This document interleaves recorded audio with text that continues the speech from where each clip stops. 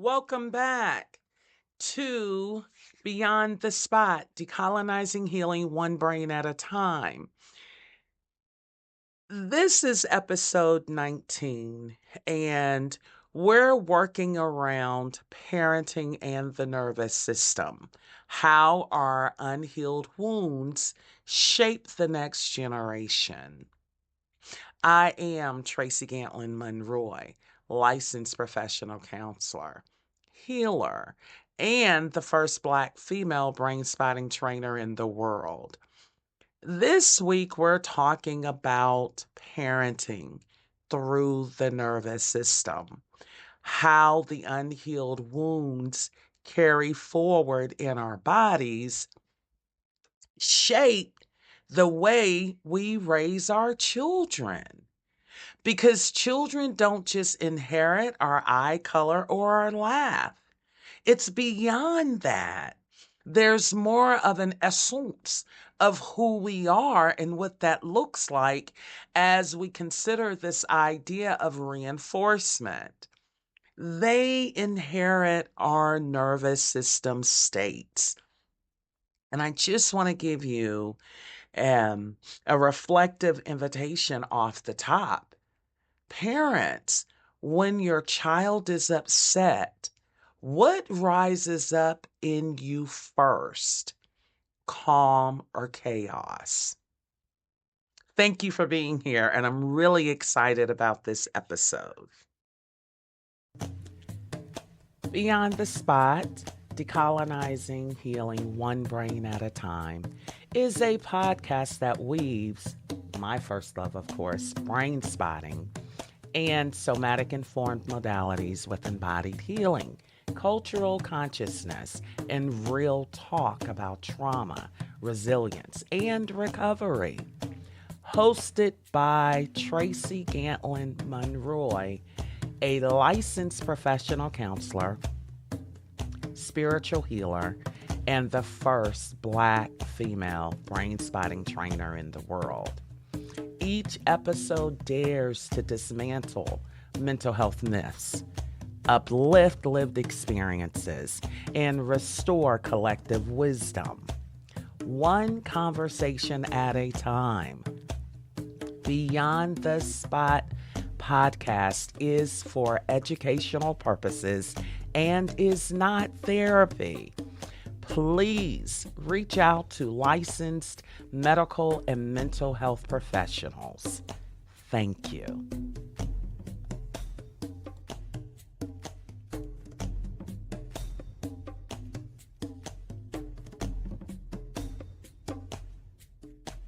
Let's start right here with nervous system inheritance. Children inherit patterns of regulation, whether it's the fight with this idea of yelling, harsh correction, or flight, which comes with the avoidance, perfectionism, overscheduling. And even when we talk about freeze, we're coming from the place of emotional absence, withdrawal. There's also fawn, okay? And fawn comes about rescuing too quickly, over pleasing, over rescuing, rescuing too soon, not allowing the kids to build resilience, okay? Parenting is the nervous system made visible. Our kids track our tone, our posture, our gaze long before they understand or process our words. This is something here to sit with because when we start working around nervous system inheritance, our children inherit, the patterns of regulation or dysregulation. Because when I start talking about fight, flight, freeze, fawn, I'm coming from a nervous system, defensive, survival systems. in that alert center, which are all protective, right? And I do want to make note here that mammals, the mammalian brain, we don't just take off and start fighting. Fight is one of the latter things that can ensue, because one of the first things we're going to try to do as humans is to create distance from the threat. So I did want to say that, okay? With that being said, I want to give an invitation to reflection.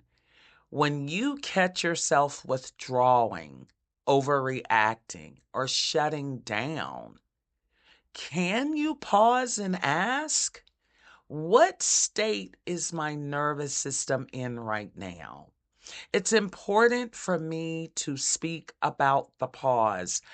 I have noticed, and I am becoming more, not even infatuated, but in love with this idea of the pause, which in and of itself can be healing.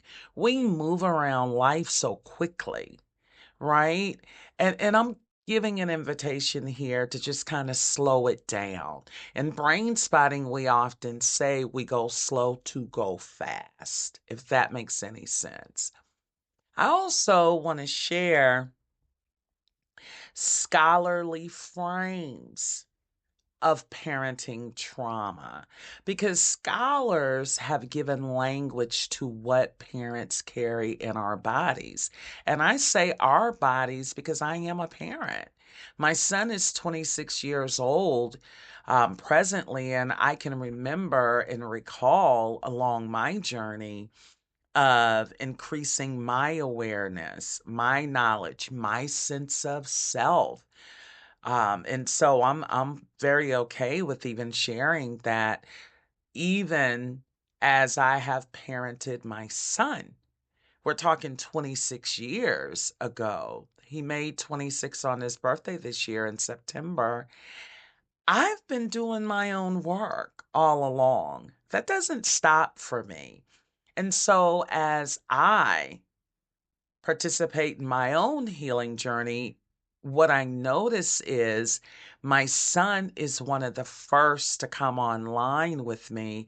And I can recall, as I've learned new information, the first place my mind went was Tracy as a parent. And I've literally picked up the phone and called my son and said, "Son, I want to apologize to you about XYZ, this and that."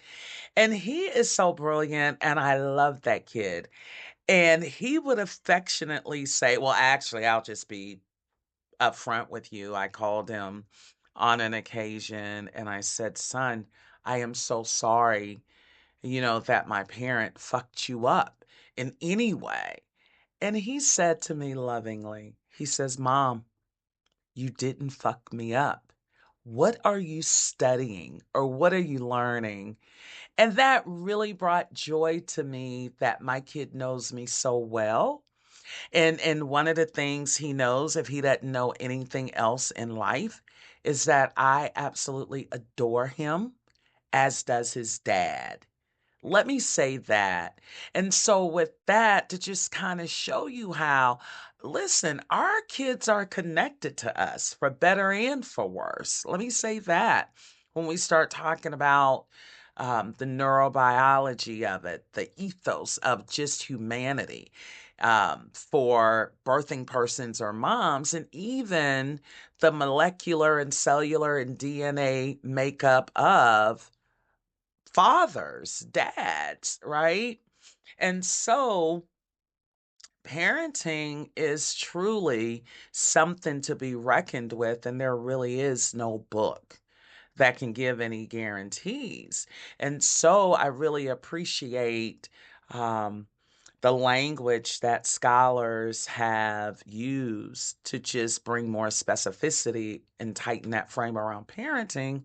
um, but here we go, even as we think about intergenerational trauma. Okay, this has to do with trauma carried forward through silence, posture, or survival codes. And this is the work of Braveheart and Joy DeGruy. Degruy. Even when we talk about race-based traumatic stress, the body's ongoing response to racism and systemic violence. This is Robert Carter's work. And Weathering Hypothesis by Dr. Arlene Geronimus, Geronimus. This research is showing how chronic racial stress accelerates aging, especially in Black women. And I would be remiss if I did not mention the allostatic load dealing with the HPA axis. This is the wear and tear on the nervous system from long-term survival mode.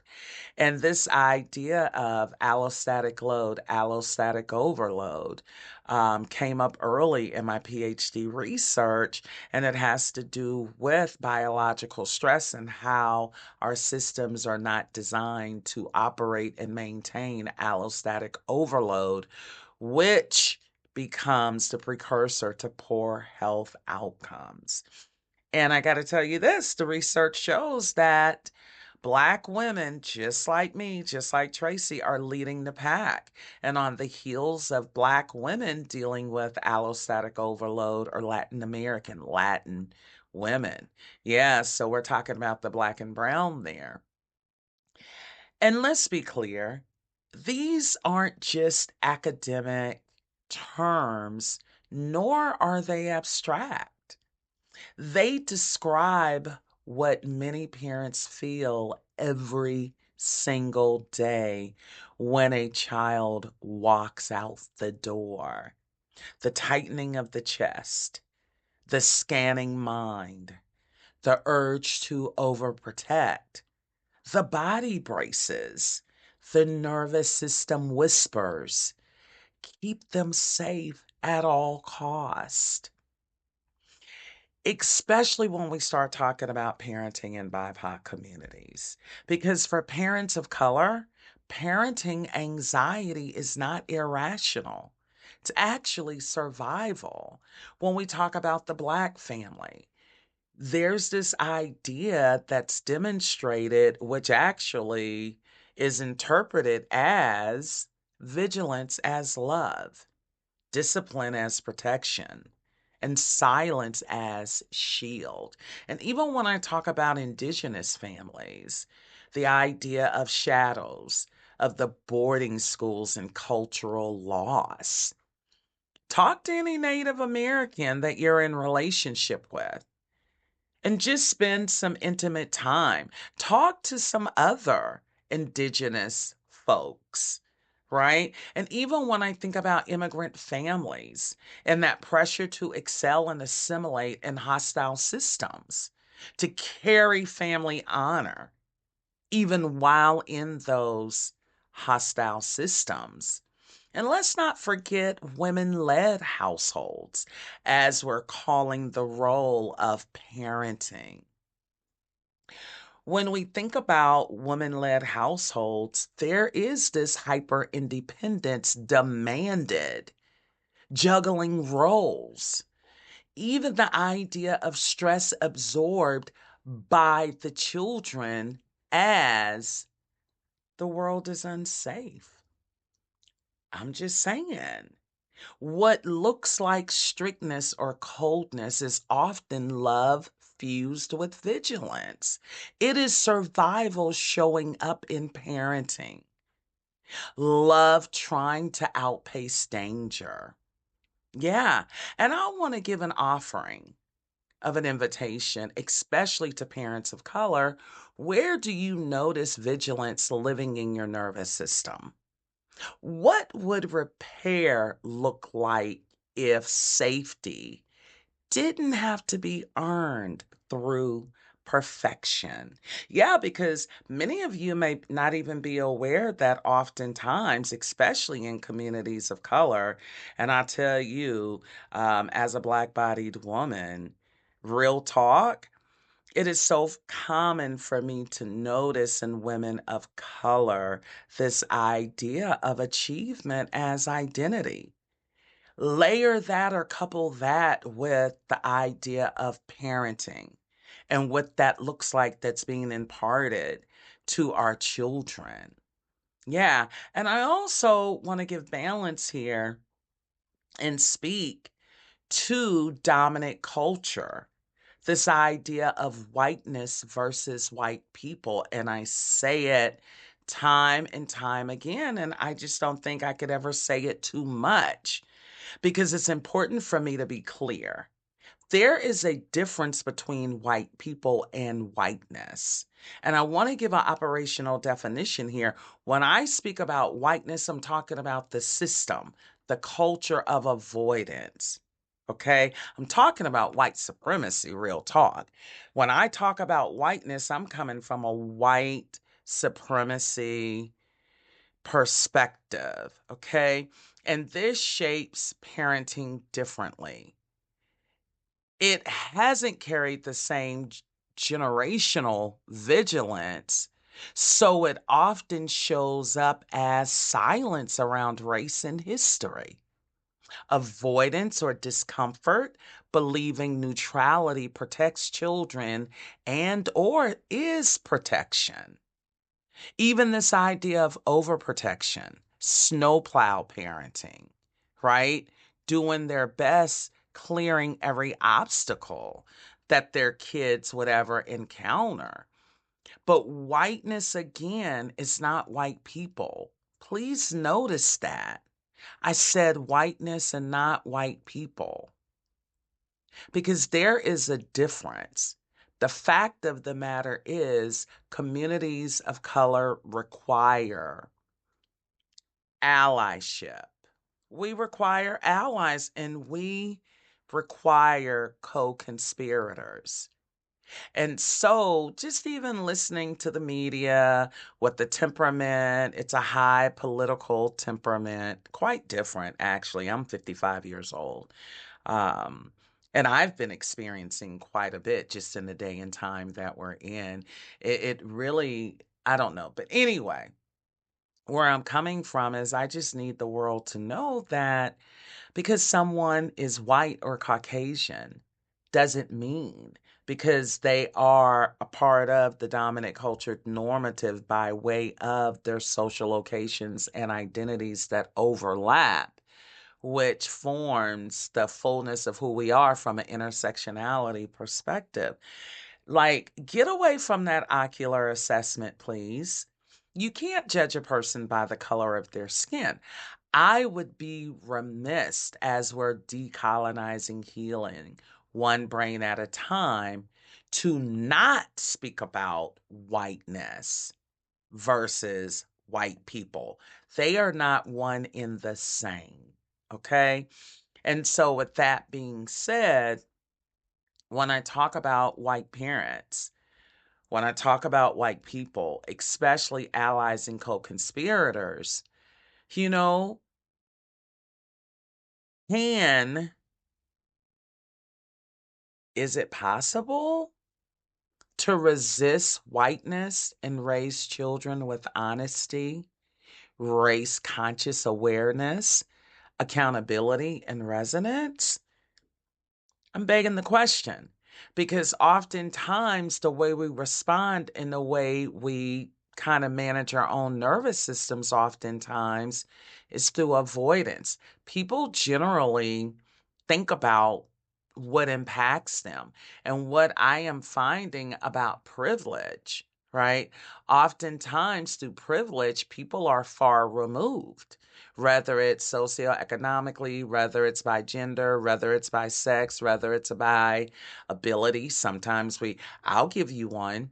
Just yesterday, I attended a golf tournament, and the golf tournament was sponsored by the Women's League, which is a part of the Atlanta Black Chambers organization, who have been just totally phenomenal. And I'm so glad I've encountered that organization. I'm right here in Atlanta. I sit on the Muskogee and Cherokee Native American lands. And where I'm going at is ability and age from that lens of intersectionality and those social locations and how they overlap. And I was just out there having a blast with the golf clinics. And I noticed by the end, after some hours out on the green, that the back of my thighs began to feel like there had been some tension, some soreness in my muscles. And even when I got home last night, all I wanted to do was grab a shower and relax. I was absolutely exhausted. It was a highly charged environment. It was wonderful to be with my sisters and, just the engagement and going to the different stations, being instructed in the golf clinic. My body really did keep the score. And I had not really played golf since intermediate high school because they taught us golf, they taught us hunter and boaters education. Yeah, my high school and my intermediate high school days were really privileged. Yeah, but anyway, so where I'm going at with this has everything to do with the idea of privilege. People think about what impacts them, and generally, when something does not impact an individual, they don't think about it much. And I gotta say this in all fairness because I know this. There is a cost for dominant cultured Caucasian folks who are allies and co-conspirators. People like that have broken. They have they broke the line of white supremacy. And oftentimes they are alienated. Yeah, in their own communities, right? And so I am putting it out here because I need everyone in community to understand the impact when it comes to parenting and what that looks like for the generations. What are we really imparting to them? Because I don't hear enough conversations even around this topic. Okay. And so it's important for us to talk about how the unhealed wounds we carry forward in our bodies shape the way we raise our children. And what is that inheritance? Because the fact of the matter is, y'all, they inherit our nervous system states. I'm not making that up. So I can't stress it enough about what that looks like. Okay. And truth is, white supremacy harms everyone. No one is exempt. And because it's so interwoven in our society, right? And there are those that would try to say that it's non existent. If you think that, ask a Jewish person. Ask a person of color. We can call the roll from Black, Asian, Latinx, I mean, Indian, Mediterranean, because we make assumptions oftentimes that we can't know. And there is this thing of being permissible when we think of marginalization, subordination, juxtaposed to privilege, domination, and all those things because, quite frankly, now is not the time to keep quiet. Because the fact of the matter is, white supremacy harms everyone. And it forces BIPOC parents into vigilance. And it teaches white parents that silence is safety when silence is its own inheritance. It is necessary to make the connections with specificity. We have been masking and making sore attempts to have the real conversation, while the conversation doesn't ever take place, not for real. This is a different invitation and experience with intentionality. And I will name it and call it what it is. For,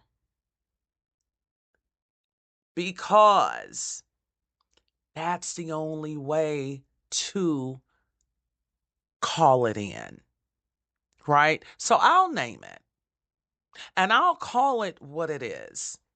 And it's for the purpose of calling it in, okay?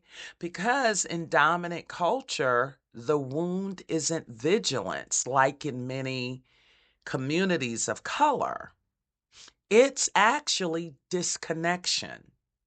Disconnection from history, disconnection from accountability, and disconnection in and of itself is its own trauma.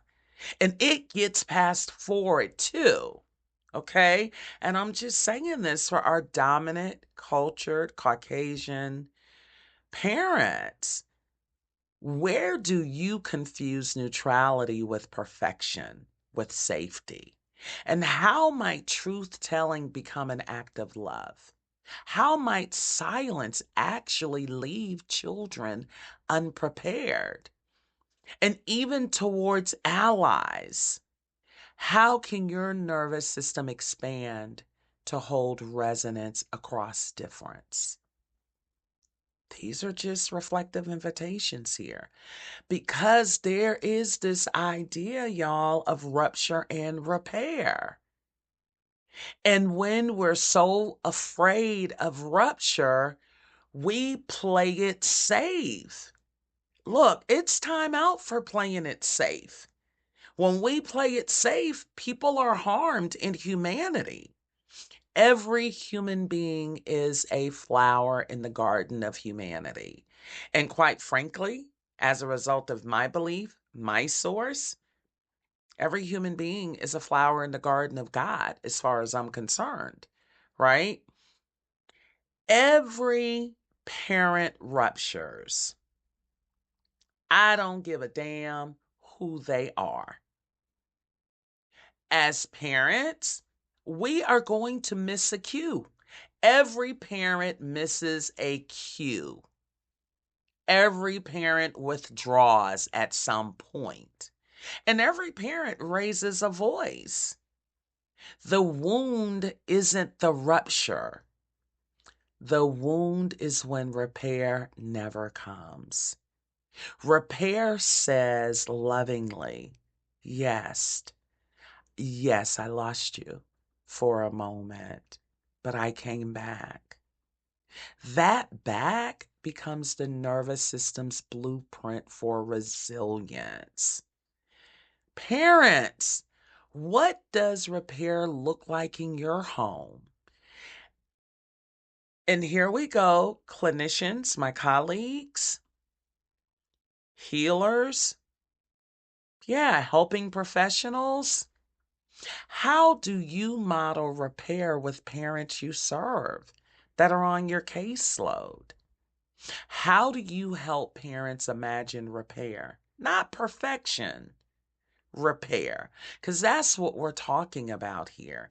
Because we know in every relationship known to humanity, there will be ruptures. Just know that we don't have to leave the ruptures right there, because there's also repair. Parenting is not just raising our children. It's actually shaping and raising the future nervous system of a community.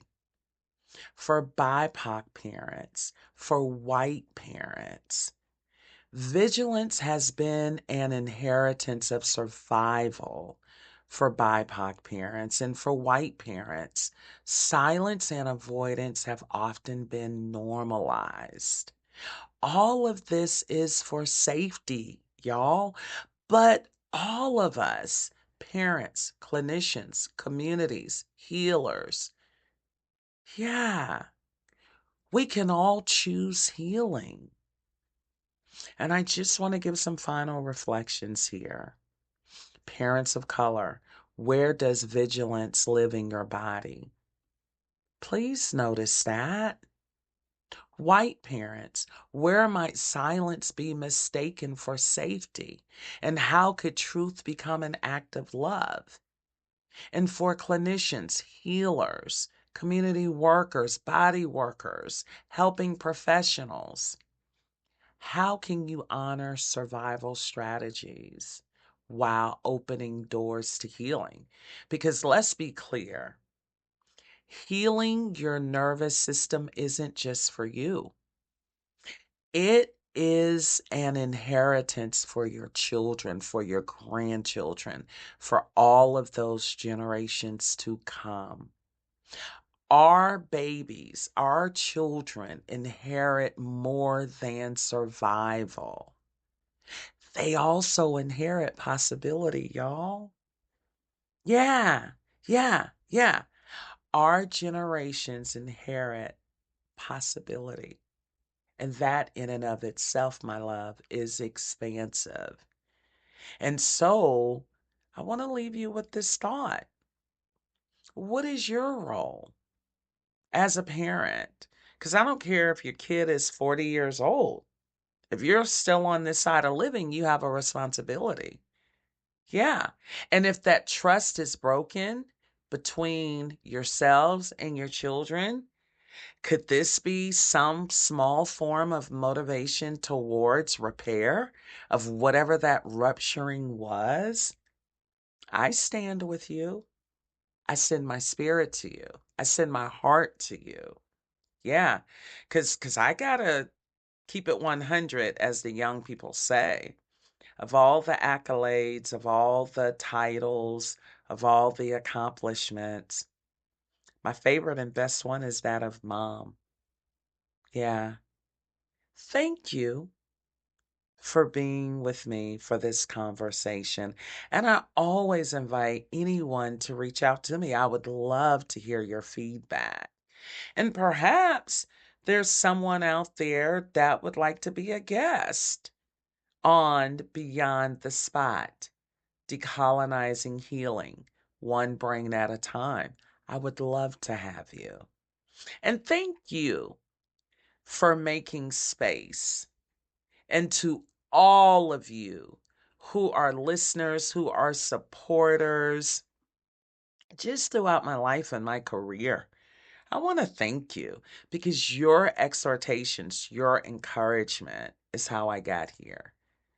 This is not an individualistic thing for me. This is absolutely evidence of the collective. And please like, share, and subscribe. And I will feel your energy on the next episode. Thank you. If today's episode resonated with your nervous system or your spirit, share it with someone who's still unlearning and reach out to me. My website is gracecommunitycounseling.com. You can reach me on Instagram at Monroy LPC. That is MONROY LPC.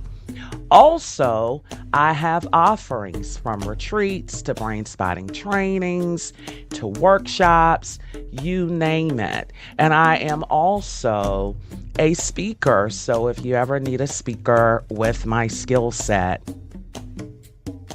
look me up. Give me a call. Let's see what can happen. And absolutely for you clinicians and adjacent body healers, feel free to reach out and attend a brain spotting training. We have trainings all the time. Thank you.